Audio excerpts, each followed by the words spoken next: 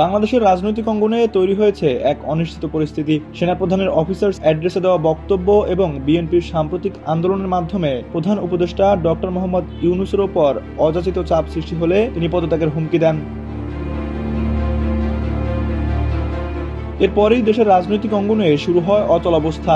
এমন উত্তপ্ত পরিস্থিতিতে ডক্টর ইউনূসের নেতৃত্বাধীন অন্তর্বর্তী সরকারের প্রতি সমর্থন জানিয়েছে জাতিসংঘ, যুক্তরাষ্ট্র, যুক্তরাজ্য ও ইউরোপীয় ইউনিয়ন সহ একাধিক পশ্চিমা দেশ।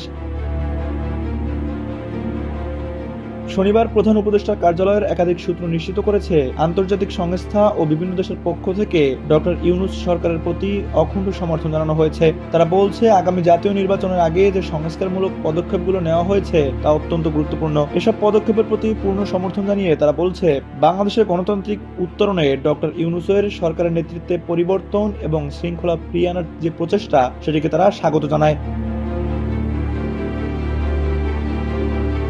জুলাই গণহত্যার বিচারের ক্ষেত্রেও তারা তাদের দৃঢ় অবস্থান পুনর্ব্যক্ত করেছে। পররাষ্ট্র মন্ত্রণালয়ের একজন কর্মকর্তা জানিয়েছেন, ডক্টর ইউনূস সরকারের প্রতি যুক্তরাষ্ট্রের সমর্থনে কোনো পরিবর্তন আসছে না, বরং এই সমর্থন আরো শক্ত হচ্ছে। তিনি আরো বলেন, জাতিসংঘ, যুক্তরাষ্ট্র ও ইউরোপীয় ইউনিয়নের অবস্থান এক এবং অভিন্ন।